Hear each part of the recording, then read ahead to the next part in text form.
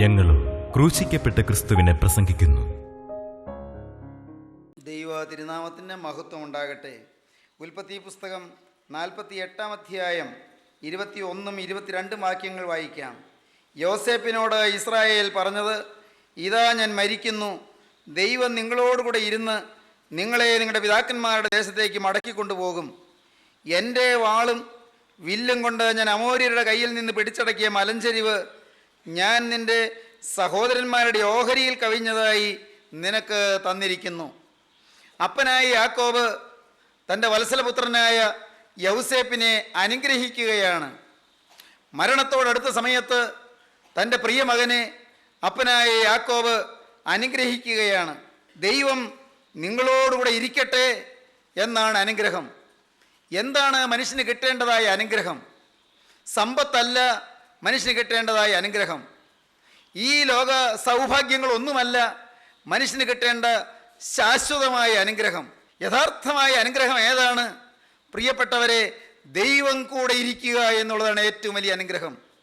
ദൈവം കൂടെ ഇരിക്കുക. നമ്മുടെ കൃഷിനിലത്ത് ദൈവം നമ്മോട് കൂടെ ഇരിക്കുക. നമ്മുടെ ഓഫീസിൽ ദൈവം നമ്മോട് കൂടെ ഇരിക്കുക.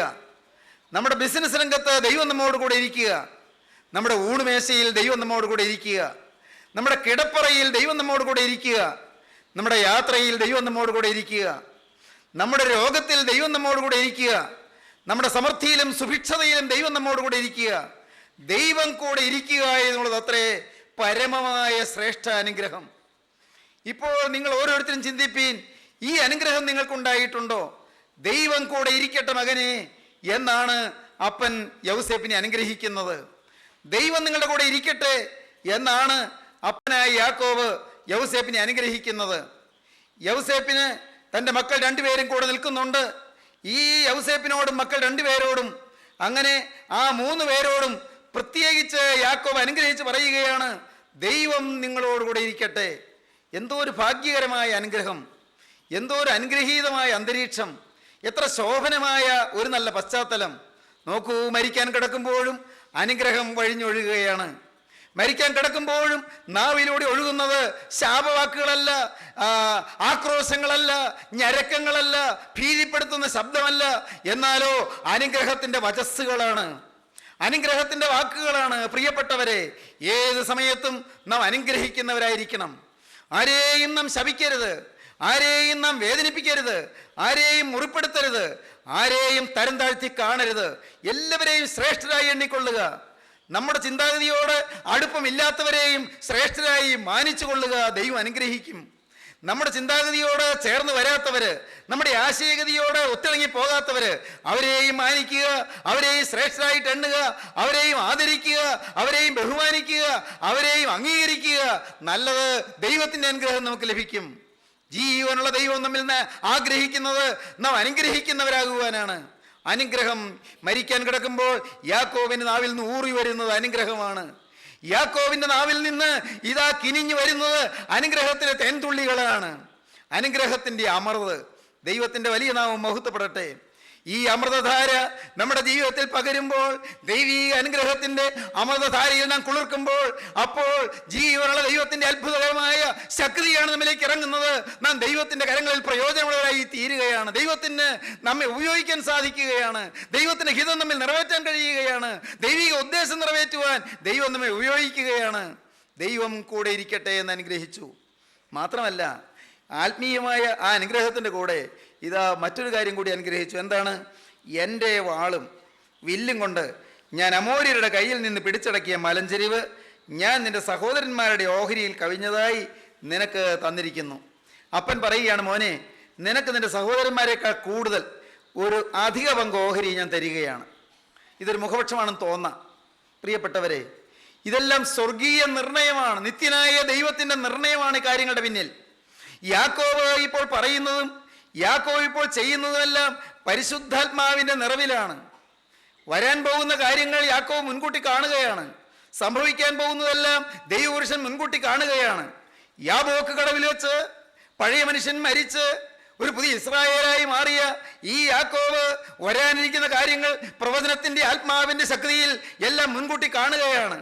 അത് കണ്ടുകൊണ്ട് യാക്കോബ് പറയുന്നത് അത് ദൈവീകമായ വാക്കുകളാണ്, ദൈവീകമായ ആലോചനയാണ്, ദൈവീകമായ ദൂതാണ്. എന്താണ് പറയുന്നത്?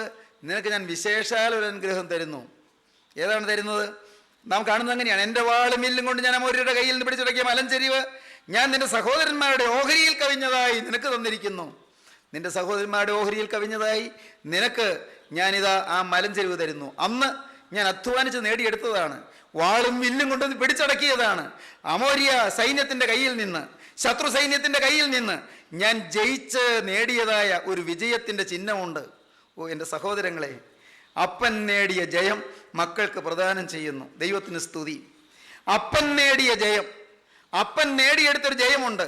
ശത്രുവിനോട് പോരാടി നേടിയെടുത്ത ജയം, പൈശാചിക ശക്തിയോട് പോരാടി ദൈവവൈതലേ നീ നേടിയെടുക്കുന്ന ആത്മീയ ജീവിതത്തിന്റെ വിജയത്തിന്റെ ഔന്നത്യങ്ങൾ നിന്റെ മക്കൾക്ക് നീ പകർന്നു കൊടുക്കുക. ആത്മീയ മക്കൾക്ക് നീ പകർന്നു കൊടുക്കുക.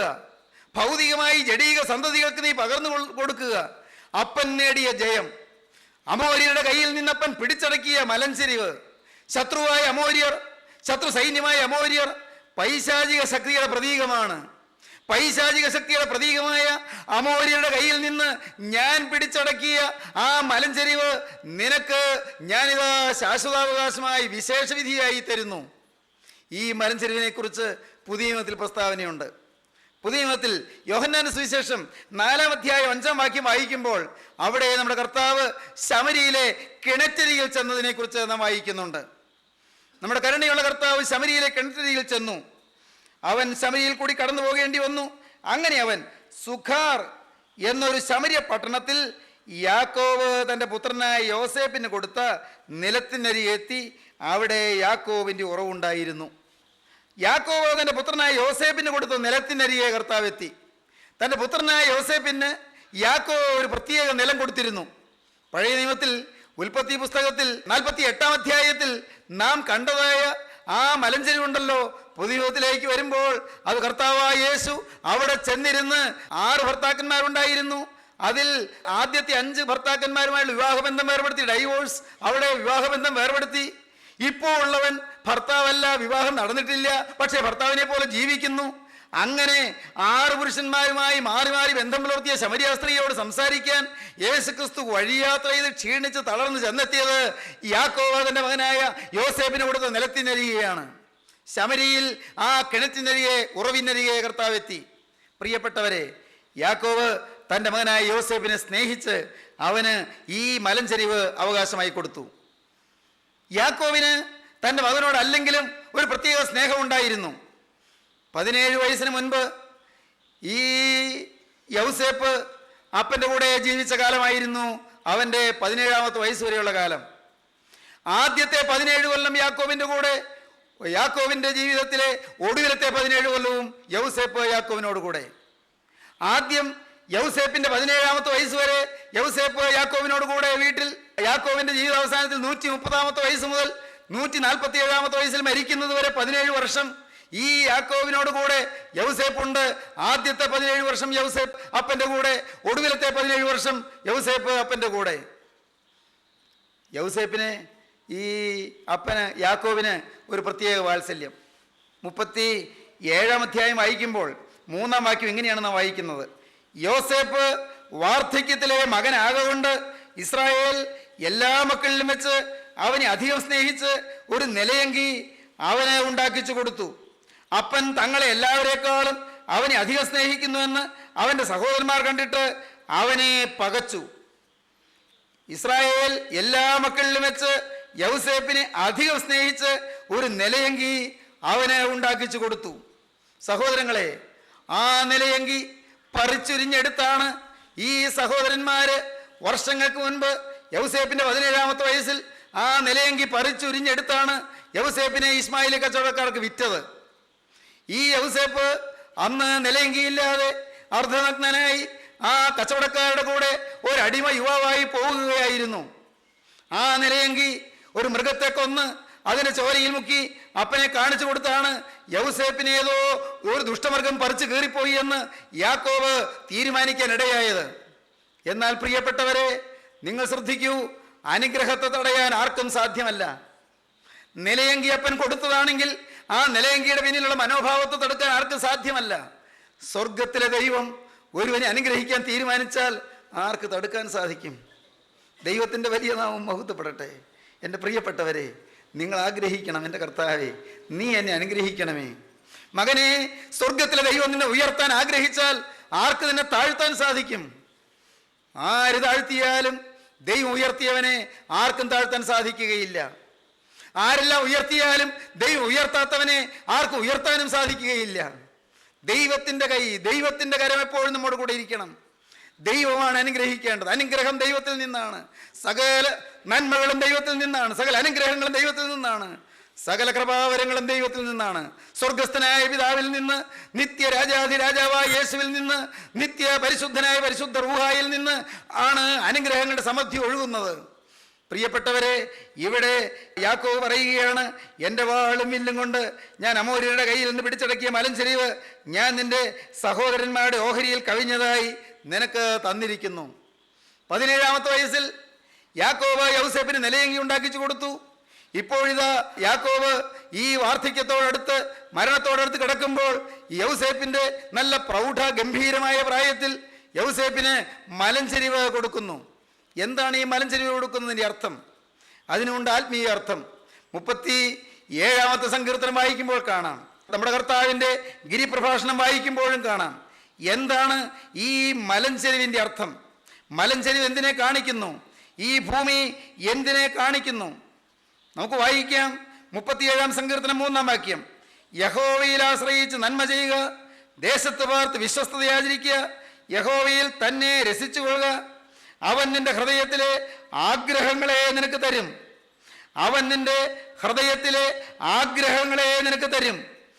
നിന്റെ വഴി യഹോവയെ ഭരമേൽപ്പിക്കുക, അവനിൽ തന്നെ ആശ്രയിക്കുക, അവൻ അത് നിർവഹിക്കും. തുടർന്ന് വായിക്കുമ്പോൾ 11-ാം വാക്യത്തിലേക്ക് വരുമ്പോൾ കാണാം, എന്നാൽ സൗമ്യതയുള്ളവർ ഭൂമിയെ കൈവശമാക്കും, സമാധാന സമൃദ്ധിയിൽ അവർ ആനന്ദിക്കും. ആർക്കാണ് ഭൂമിയെ കൈവശമാക്കാൻ കഴിയുന്നത്? എന്താണ് ഈ ഭൂമി എന്ന് പറയുന്നത്? ഭൂമിയിലെ ഇവിടെയുള്ള മലഞ്ചെരിവോ, ഇവിടെയുള്ള സ്വത്തോ, ഇവിടെയുള്ള പാടമോ, ഇവിടെയുള്ള കൃഷിസ്ഥലമോ, ഇവിടെയുള്ള എസ്റ്റേറ്റോ ഒന്നും അല്ല. എന്താണ് ഇതിൻ്റെ അർത്ഥം? സൗമ്യതയുള്ളവർ ഭൂമിയെ കൈവശമാക്കും. നാം നമ്മുടെ കർത്താവിൻ്റെ മലപ്രസംഗം വായിക്കുമ്പോൾ, മത്തായിയുടെ സുവിശേഷം 5-ാം അധ്യായം വായിക്കുമ്പോൾ അവിടെയും കാണുന്നുണ്ട്, സൗമ്യതയുള്ളവർ ഭാഗ്യവാന്മാർ, അവർ ഭൂമിയെ അവകാശമാക്കും. മത്തായിയുടെ സുവിശേഷം 5-ാം അധ്യായത്തിൽ നാം കാണുന്നു 5-ാം വാക്യം, സൗമ്യതയുള്ളവർ ഭാഗ്യവാന്മാർ, അവർ ഭൂമിയെ കൈവശമാക്കും. എന്താണ് ഇതിൻ്റെ അർത്ഥം? ഏതാണ് ഈ ഭൂമി? സഹോദരങ്ങളെ, അത് നിത്യ പുതുവാന ഭൂമിയാണ്. നിത്യമായ പുതിയ ആകാശം പുതിയ ഭൂമിയുമാണ്. അത് സ്വർഗഭൂമിയാണ്. അത് സ്വർഗത്തിലെ അവകാശമാണ്. സൗമ്യതയുള്ളവർ, എളിമയുള്ളവർ, താഴ്മയുള്ളവർ, വിനയമുള്ളവർ, ദൈവസന്നിധിയിൽ താഴുന്നവർ, ദൈവസന്നിധിയിൽ എളിമയുള്ളവർ, ദൈവത്തോട് ഭയവും ഭക്തിയുമായി വിറയലോടെ വചനം കൈക്കൊള്ളുന്നവർ, അവർ സൗമ്യതയുള്ളവർ ഭാഗ്യവാന്മാർ, അവർ ഭൂമിയെ അവകാശമാക്കും.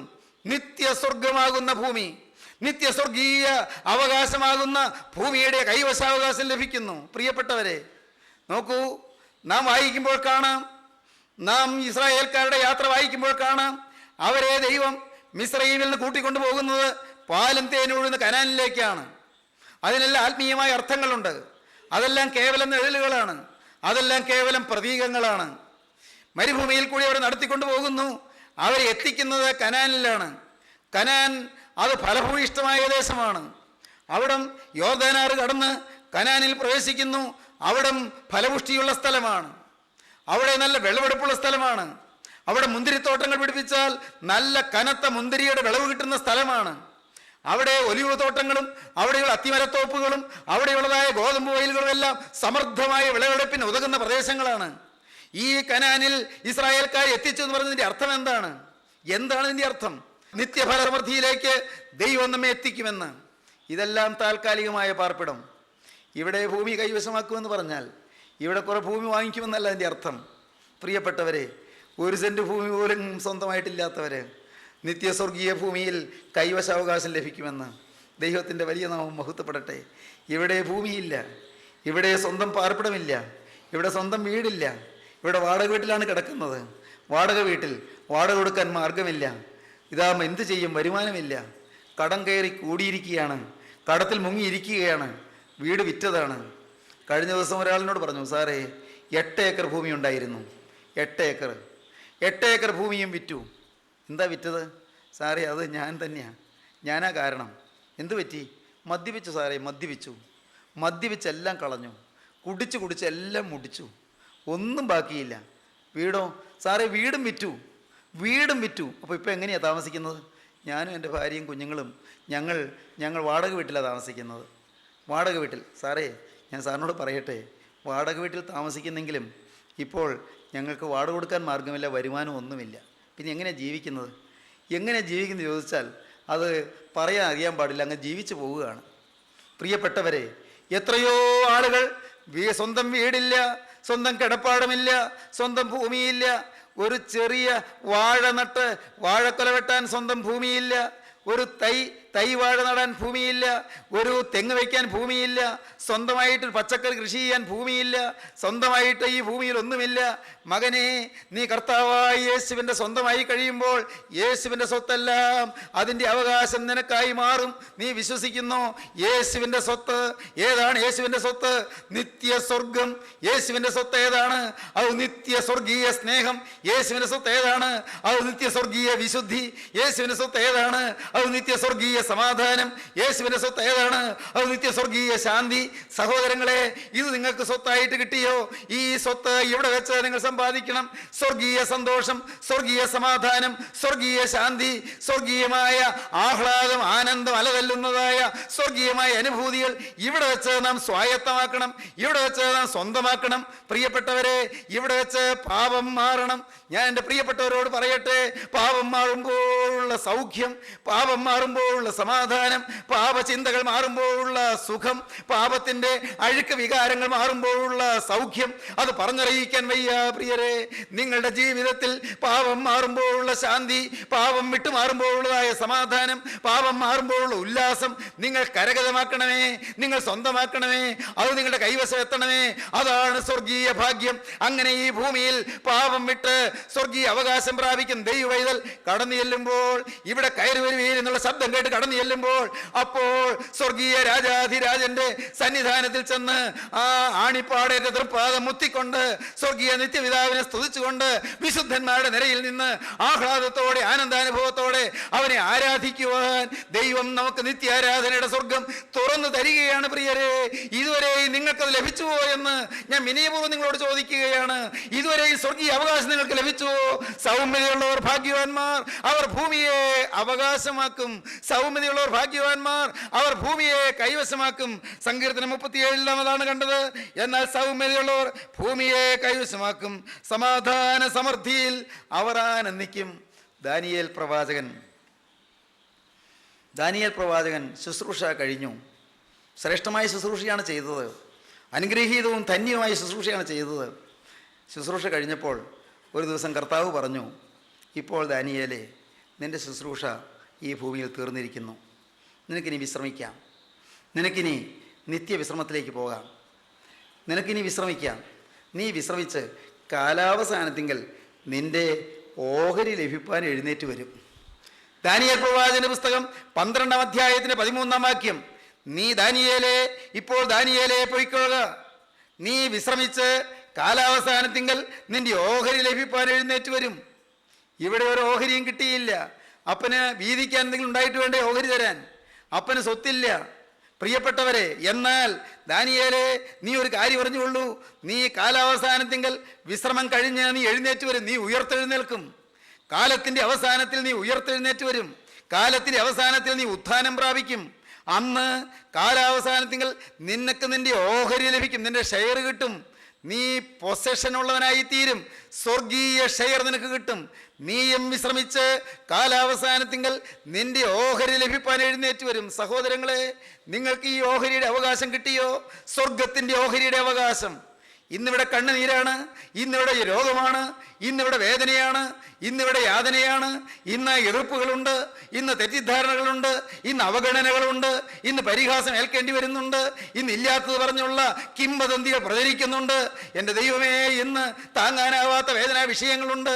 എന്നാൽ മകനെ, നിനക്ക് വേണ്ടി സ്വർഗീയ അവകാശം നിത്യനാഥൻ ഒരുക്കിയിരിക്കുന്നു. അതുകൊണ്ടാണ് റോമർക്കെഴുതിയ ലേഖനം 8-ാം അധ്യായത്തിൽ അപ്പോസ്തലനായ പൗലോസ് പറഞ്ഞത്, നമ്മിൽ വെളിപ്പെടുവാനുള്ള തേജസ് വിചാരിച്ചാൽ ഈ കാലത്തിലെ കഷ്ടങ്ങൾ സാരമില്ല എന്ന് ഞാൻ എണ്ണുന്നു. നമ്മിൽ വെളിപ്പെടുവാനുള്ള തേജസ് വിചാരിച്ചാൽ ഈ കാലത്തിലെ കഷ്ടങ്ങൾ സാരമില്ല എന്ന് ഞാൻ എണ്ണുന്നു. ഈ കഷ്ടങ്ങൾ സാരമില്ല പ്രിയരെ. ഇവിടെയുള്ള വേദനകൾ സാരമില്ല, ഇവിടെയുള്ള പ്രാരബ്ധങ്ങൾ സാരമില്ല, ഇവിടെയുള്ള പരാധീനതകൾ സാരമില്ല, ഇവിടെയുള്ളതായ ബദ്ധപ്പാടുകൾ സാരമില്ല, ഇവിടെയുള്ളതായ വേദനാ വിഷയങ്ങൾ, പ്രശ്നങ്ങൾ സാരമില്ല.